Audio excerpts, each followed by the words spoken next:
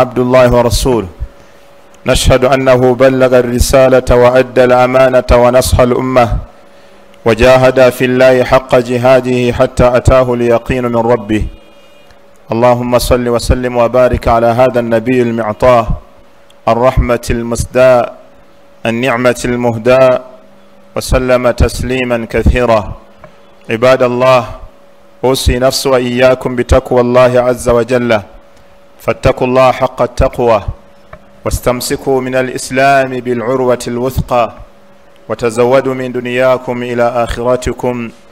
يقول ربكم جل وعلا: يا أيها الناس اتقوا ربكم الذي خلقكم من نفس واحدة وخلق منها زوجها وبث منهما رجالا كثيرا ونساء واتقوا الله الذي تساءلون به والأرحام إن الله كان عليكم رقيبا.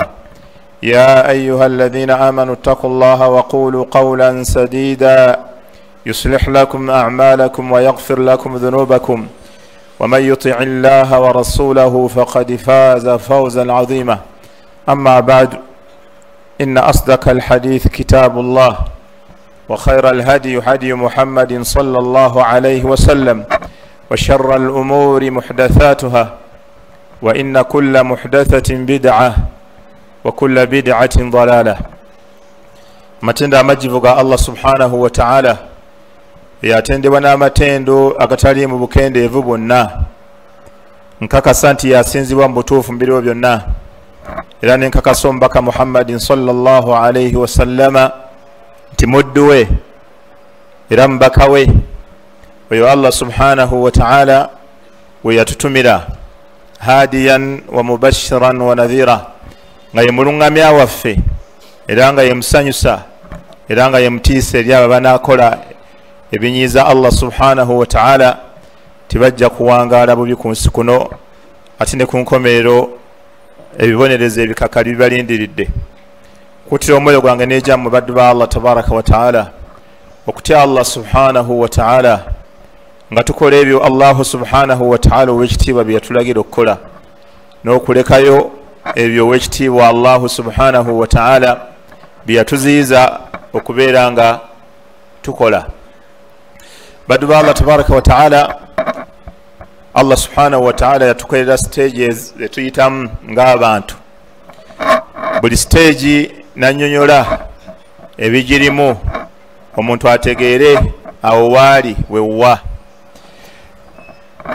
Bwe twali tetunnaba kujja kuno ku nsi, Allah subhanahu wa ta'ala yatunnyonnyola ebyo ebibeera mu lubuto ng'omuntu akyali mu lubuto lwa maama we. Oluvannyuma ne tujja kuno ku nsi, Allahu subhanahu wa ta'ala n'atunnyonnyola wano we tuli wewwa. Omuntu bw'otegeera w'oli omanya kiki ky'olina okukola. Wakadhalika Allah subhanahu wa ta'ala n'atunnyonnyola bwe tuva wano gye tugenda mu kaburi biki ebiriyo, ng'era buli muntu w'amala okutegeera ebiri mu kaburi azimba ennyumba eyo gy'agenda okubeeramu. Oluvannyuma Allahu subhanahu wa ta'ala era n'atunnyonnyola oluvannyuma lw'okuva mu kaburi gye tugenda ku nkomerero biki ebiriyo. Waliyo ennyumba bbiri, fariqun fil janna wa fariqun fis sa'ir. Gurupu emu ba mu jana, ate gurupu ey'okubiri bagenda kubeera mu muliro sa'ir. Era wonna ow'ekitiibwa Allah subhanahu wa ta'ala n'annyonnyola bulungi nnyo ebiriyo. Kutuba yaffe ey'olwaleero tugenda kujjukiza wano we tuli wewwa. Buli muntu amanye wano waali kiki ekiriwo, Allah tabaraka wa ta'ala kikyamugamba wano waakyali. Bwe bakubbirako ng'okyali awantu tonnaba kuvaawo, omanya by'olina okukolerawo. Oluvannyuma lw'okuvaawo ne bwe bakubuulira nti awo wali olina kukolerawo kino, oyinza okwesiŋŋaana nga toganyiddwa. N'olwekyo biidhinillahi tabaraka wa ta'ala tugenda kunnyonnyola haqiqata alhayaati dduniya, obwennyini obw'obulamu bw'ensi eno kwe tuli. Kiki Allah subhanahu wa ta'ala kyagamba kweno ensi gye tuliko. Omubaka sallallahu alaihi wasallam ensi eno yagigeraageranya naki? Then omuddu alina kukola ki bwe banga ensi amaze ogitegeera? essookera ddala alhayatu dunya obulamu buno bwe tuliko obwensi baddu ba Allah mata'uha qalil ebyokwewunda kwabwo n'okubeerawo kwabwo byonna qalilun byakaseera katono nnyo wazinatuha zaila n'ebyokwewunda by'ensi buli kyonna omuntu kyolaba yeewunze nakyo zaila kigenda kuvaawo hayatuha ghurur wa mata'uha zail obulamu bw'ensi buno bugayaza katono bwerabiza katono muntu yerabire yafudde eggulo yerabira ababadde abaavu ne bagaggawala ne yerabira ababadde abagagga ne baavuwala ababadde mbizibu nga bali bulungi olwaleero n'ababadde obulungi nga bali mbizibu kubanga biita kaseera kaba katono nyine kigenda wa mukhtiu man dhanna era abeera musobya oyo yenna alowooza annaha daaru saada kyensi eno yennyumba ey'okubeera nga abantu tufuna emirembe okuwangaala nga tutuuse ng'oli bwagamba nti oyo yamalayo oyo yatuuka buli yenna alowooza nti ku nsi bw'obeerako oba otuuse oba omaze oba okiggusiza obeera mukhti'un obeera oli musobyamu yentegeera wahiya daaru fana la daar baqa eno ensi egenda kuggwaawo si yakubeerawo olubeerera n'olubeerera wa daaru mamaru wala daaru qarar wano we tuli tuyitawo buyisi si we tugenda okubeera olubeerera kyova olaba Allah tabaraka wa taala yagamba ng'ayisiza ku lulimi lw'omusajja eyali omukkiriza ng'ali mu bantu abataali bakkiriza yabagamba nti ya qawmi innama hadhihi alhayatu dunya mataa bantu bange obulamu buno obwensi nga bwakaseera katono nga bwakweyagazaamu kaseera katono wa inna ad-dara al-akhirata lahiya daru al-qarar naye ate ennyumba ey'enkomerero y'ennyumba ey'obutebenkevu wa qala ta'ala Allah subhanahu wa ta'ala n'atunyonyola ye kennyini wano we tuli n'aga nti wamal hayatu dunya obulamu buno obwensi tebulina kyebuli wamal hayatu dunya illa la'ibun wa lahu bulinga bwolaba omuzannyo oba ekintu ekyamasanyu abantu abawagira emipiira gye basinga okutegeera omupiira gusobola okuteeka abantu ku bunkenke naye eddakiika zibeera ngere nga guwedde ng'abadde ku bunkenke gwe bakubye bamukubye awangudde ensi eringa bwolaba ekintu ekyamasanyu oba embaga oba matikkira kibeerawo akaseera abantu bonna ne balowooza nti masha Allah essanyu balifunye naye wayita akaseera katono ng'essanyu libadde ery'omukolo limaze okutuuka ku nkomero yaako nga liweddewo era obulamu buno obw'ensi bulinga bwolaba amasanyu ne bwe kubeera ng'omuntu kusanyuka ng'afunye ekintu eky'ebbeeyi mu bulamu bwe oba afunye kyabadde tasuubira kufuna n'asanyuka n'atuuka n'okuseka asobola okuseka eddakiika 2-3 bw'ayingira 5 ng'aseka buli muntu atandika okukoona ku munne kaaweza eddakiika 3 ng'aseka abadde batudde naye batandika okuvaawo ebaga mulowooza munnaffe tafunye ekizibu lwaki kubanga n'essanyu lirina okubeera nga liri muhaddad komeke totekwa kuseka n'osukka essanyu lirina okuba akaseera katono we likoma bwe bakulaba ng'osusseewo batandika okweraliikira gwe batudde naye tayinza okuba afunye ekizibu bwe bulamu obw'ensi bubanga bwolaba essanyu Allah subhanahu wa ta'ala n'aga nti wala ddaaru al-akhira ate ennyumba ey'enkomero wala ddaaru al-akhira ennyumba ey'enkomero khairu lilladhina yattaquun afala ta'qiluun yesinga okubeera ennungi eri abo abatya Allah subhanahu wa ta'ala mu aya endala yaga nti wama hadhihi alhayatu dunya illa la'ibun wa lahu obulamu buno obw'ensi bulinga era omuzannyo bulinga ekyamasanyu kyova olaba obulamu buno obw'ensi si yettagiti y'abakkiriza la kyova olaba omuddu bw'alituuka ku lunaku lw'enkomerero ng'obulamu bw'ensi teyabukozesa kuteekateeka nnyumba ye agenda gamba ya laitani qaddamtu lihayati zinsanze singa obulamu bwange nabukolerera ng'alaba obw'enkomerero gye tuli bwe bwali obulamu bwe obwannamaddala bwe yali alina okukolerera. Allah subhanahu wa ta'ala mu aya endala era yatukubira obulamu bw'ensi buno ekifaananyi kyabo n'agamba i'lamu annama alhayatu dduniya la'ibun wa lahu, mumanye nti obulamu buno obw'ensi la'ibun bulinga bw'olaba omuzannyo, wa lahun bulinga bw'olaba ekintu eky'amasanyu, wa zinatun n'abantu kwewunda, wa tafakhurun bainakum n'abantu kwewaanira ku bannaabwe. Nze nina kino, gundi yalina emmotoka ey'ebbeeyi, gundi yalina ennyumba ey'ebbeeyi, gundi yalina omulimu ogusinga okufuna ssente, nakwewaana. Wa takathurun fil amwali wal awlaadi n'abantu kuyinjiwaza maali n'abaana.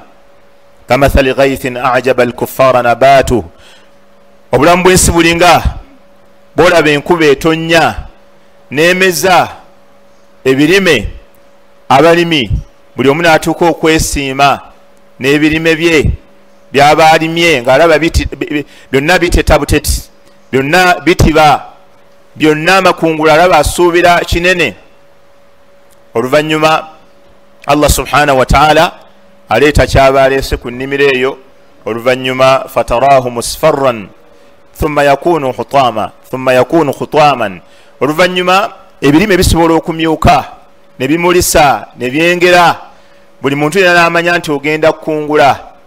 Naye Allah subhanahu wa ta'ala wayita ekiseera kitono n'abifuula bisusunku, nga n'empewo ebitwala, nga ekyali ekigenderwa mu birime ebyo bw'oba tokifunye, empeke bw'oba tewazifunamu, amakungula bw'oba tewagafunamu, nga ennimiro yonna yali ekweyagaza nga tekyalina makulu mu maaso go.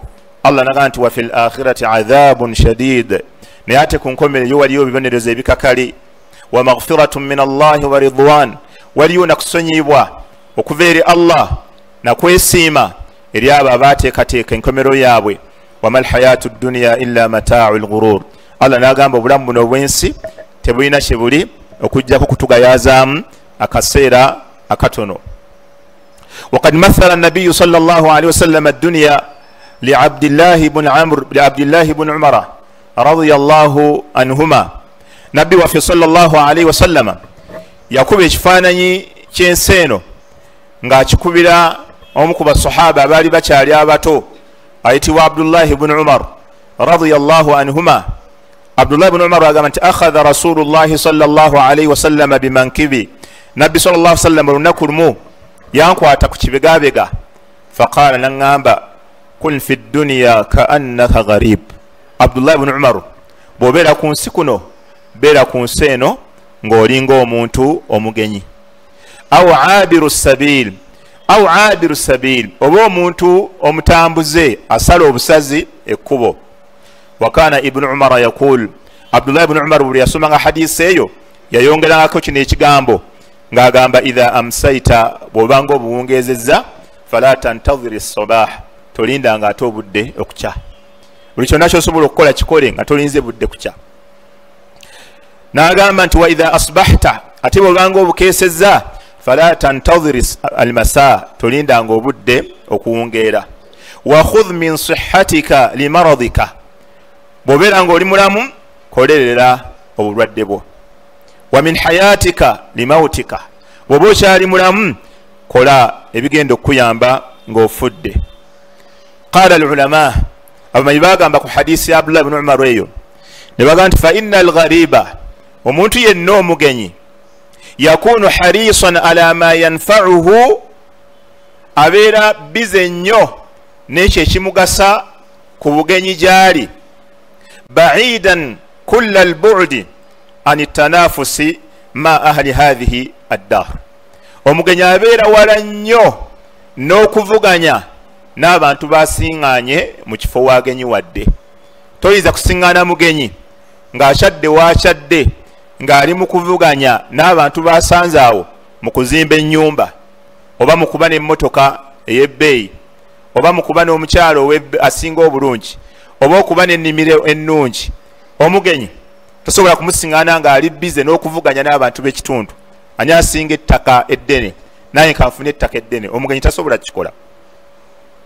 Era bagamba wala tajidu fi qalbihi حقدا أو حسدا على أحد من أهل هذه الدار toyinza kusiŋŋaana omuntu ayagenyiwadde awantu ng'atandise okufuna ensaalwa n'obukuku ku bantu basiŋŋaanye mu ekyo ekitundu mwaba agenze n'omusiŋŋaana ng'asaalirwa gundi ayagala omulimu gwa gundi gumuveeko kubanga ne bwe gumunaamuvaako tugenda kugutwala. Tosobola kusiŋŋaana mugenyi nga mu mutima gwe alina obukukuuzi ku bantu basiŋŋaanye mu kitundu ekyo. Era wahalul gharib daimun embeera y'omuntu omugenyi lubeerera ashauku ila rujuu ila ahlihi omusiŋŋaana nga ayina okuwankawanka okudda eri abantu be nga kyekimuli ku mutwe. Bino mbimaliriza ddi niwaba musuubuzi ayagenze kusuubula China oba wa omusiŋŋaana nga ebiseera byonna tikiti egenda kuggwako vize eggwako ddi booking nakoze ya ddi ku kisaawe ngenda kutuukira awaani ani agenda okunnona.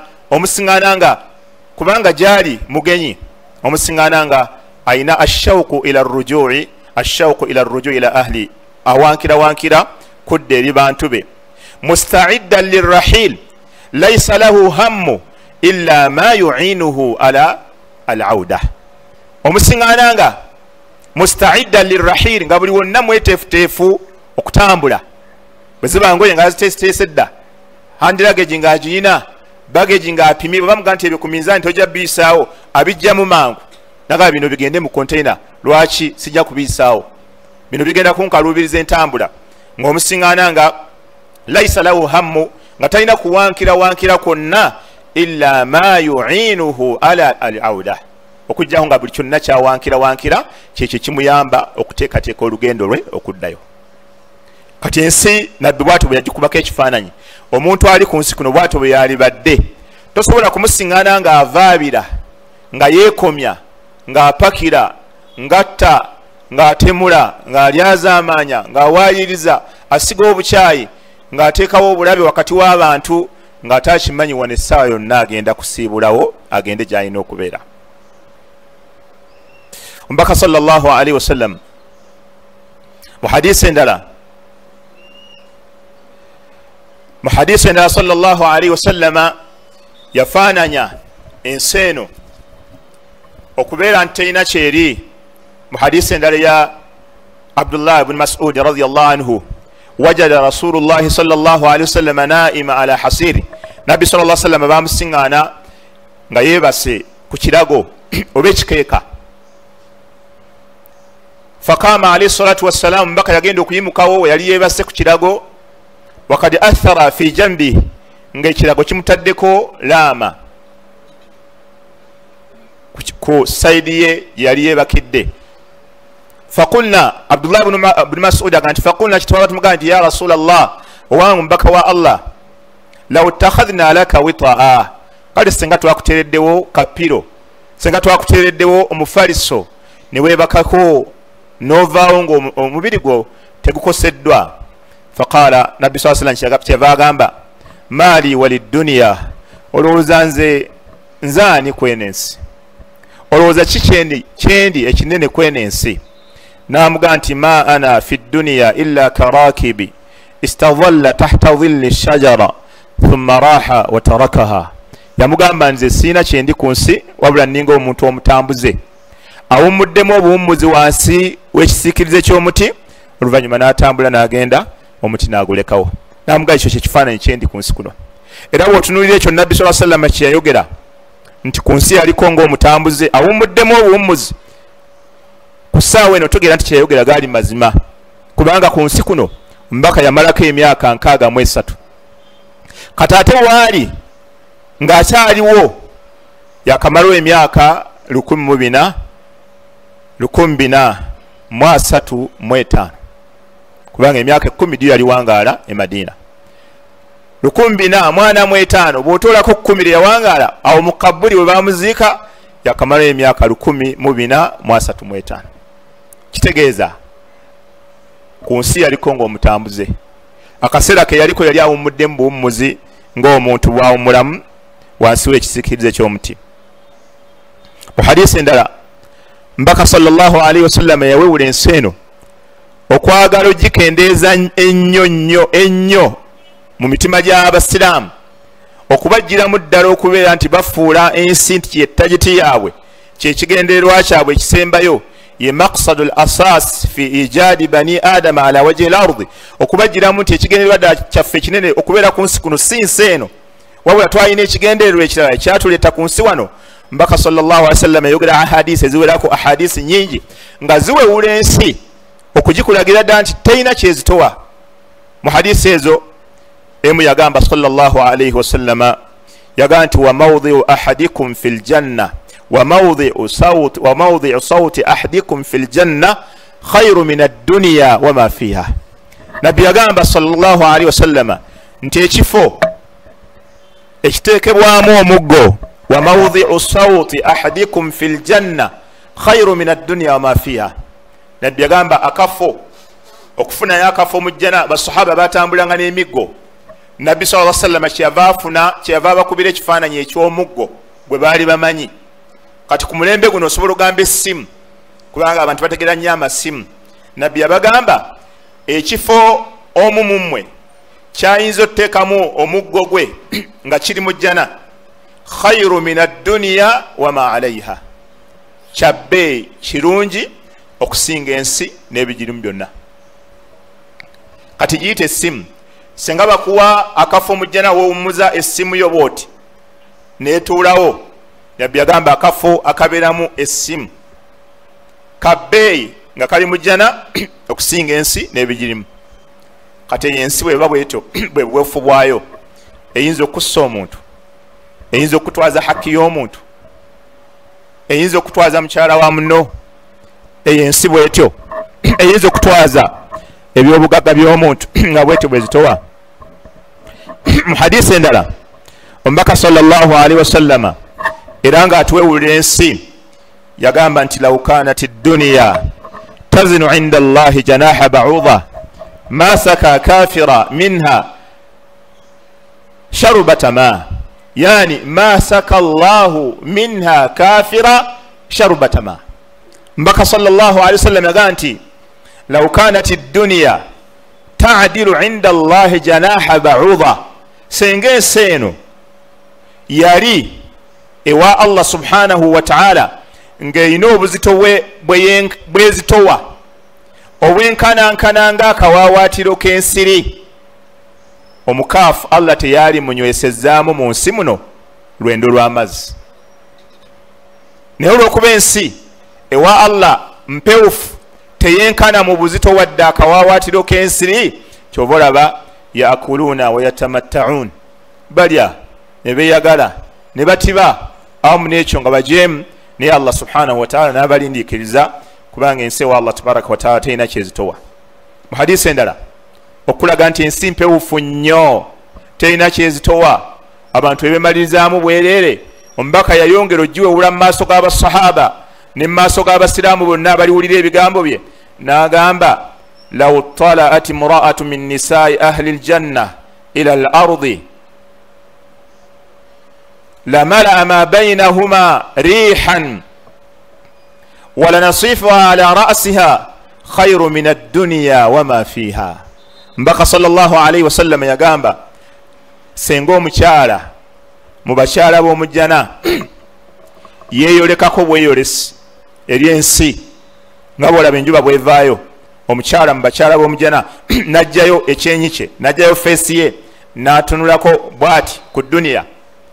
Ensi yonna buli ekiri wakati w'eggulu n'ensi, hadisi enayaga nti wonna waali akaayakanye, enegamba buli kyonna kyali badde kiwunya akawoowo akava ku mukyalo oyo. Nabbi n'ayongera okwewula ensi ku mukyalo oyo n'aga nti wala nasifuha ala ra'siha, akatambaala obutambaala omukyala kasuulidde ku mutwe mu bakyala b'omujjana, yagamba khairu min ad-dunya wama fiha, kabbeeyi okusinga ensi eno n'ebigirimu byonna.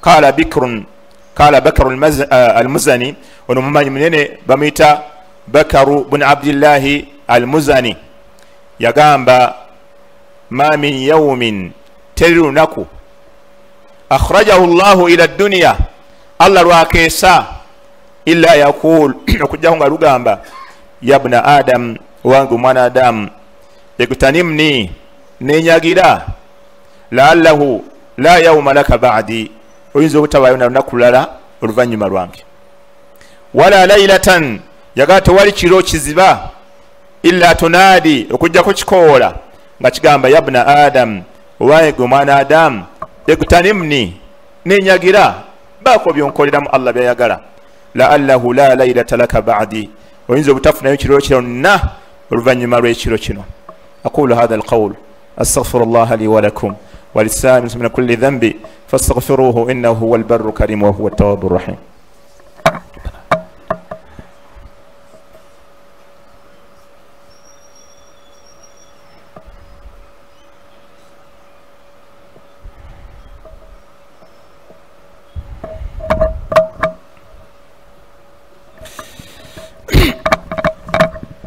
الحمد لله على إحسانه والشكر له على توفيقه وامتنانه أشهد أن لا إله إلا الله وحده لا شريك له وأشهد أن محمدا عبد الله ورسوله عباد الله أوصي نفسي وإياكم بتقوى الله عز وجل عباد الله إن الأقل أمجز ومتينا أينا مجز غملام لا يدل غبغا متجزا على أن هذه الحياة الدنيا تبرم بنوبينسي على أن هذه الحياة الدنيا تبرم بنوبينسي لا بد أن يكون لها نهاية بتكوكباكو نينكوميرو كما أن لها بداية ngabe bwali buyina entandikwa fenna twajja kuno ku nsi nga tubutandise buli muntu yenna omugezi ateekwa kimanya nti obulamu buno obwensi buyina enkomerero wa annahu sawfa yakunu hunaka jazaa era omugezi yenna yali badde amanya nti essaawa yonna waliwo okubalibwa n'okusasulwa ku lunaku olw'enkomerero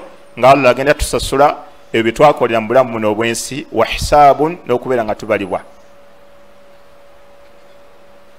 faman ahsana falawu lhusna oyo yenna alirongoseza wano wetuli obulamu bwe obwensi n'alongoosa falawu lhusna Allah agenda muwa empeereza okulongoosa kwe waman asaa ate omuntu ali ku bulamu buno obwensi nga ye kyewaggula mawale mwononefu buli kyonna Allah kye yamugamba okukola takola fala yalumanna illa nafsa ku lunaku lw'enkomerero tabangako gwanenya wabula anenyanga mwoyo gwe wa anna dhalima era amagezi gakuga nti omuntu yenna ali kuno ku nsi nga alyazaamaanya hunaka yawmun waliwo olunaku yuktaswa minhu lwe bagenda okumwesasuzaako ku bulyazaamaanya bonna bwe yakola obulyazaamaanya abantu bakola ku bannaabwe abatta bannaabwe abatwala amataka ga bannaabwe abatwala emmaali ya bannaabwe abagobesa bannaabwe ku mirimu ebyo byonna byonna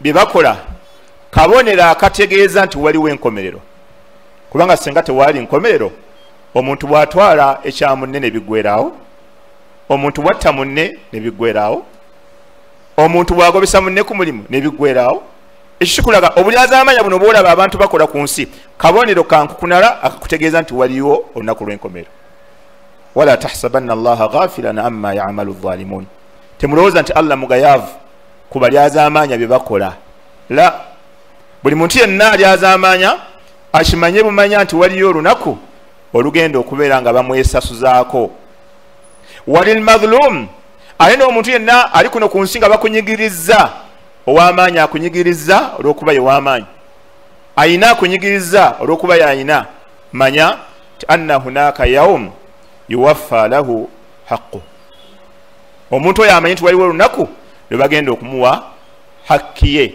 hatta albahaim ne bwe bibeera bisolo ng'ensolo yalina amayembe yatomera etaalina amayembe nazo zigenda kumala kwesasuza mbaka sallallahu alaihi wasallam yagamba man kanat lahu madhlamatun li akhihi oyo yenna awulira ng'alina ekintu kye yali azaamanya munne ku nsi kuno falyatahallaluhu minhu lyawm akyejjeko olwaleero akizzeeyo akisasule qabla an la yakuna dinar wala dirham ng'olunaku terunnatuuka olutagenda kubeerako ssente fa in kana lahu amalun salih omuddu oyo yali azaamanya ku bulamu buno obwensi nga bwamusigula n'abaako bye yali azaamanya bw'aliba alina mirimu mirungi ukhidha minhu biqadri madhlamatihi gigenda kumujjibwako ng'ekigero ky'obulyazaamaanya bwe yakola ku bantu. Wa in lam takun lahu hasanatu, bw'alibeera yalyazaamaanya talina birungi, ye mulyazaamaanya ate talina na mirimu mirungi gye yakola, ukhidha min sayyi'ati sahibihi fahumilat alayhi, abali babalina ebyonoono bye yasobya bagenda kugibwako ebyonoono byabwe, fahumilat alayhi, bimutikkibwe, thumma turiha fi nnaari, oluvannyuma abeere nga asuulibwa mu muliro. N'olwekyo baddu ba Allah, omuddu buli yenna ali ku bulamu buno obw'ensi amanye nti Allah teyatuteekako nga tuwala ekigendeerwa.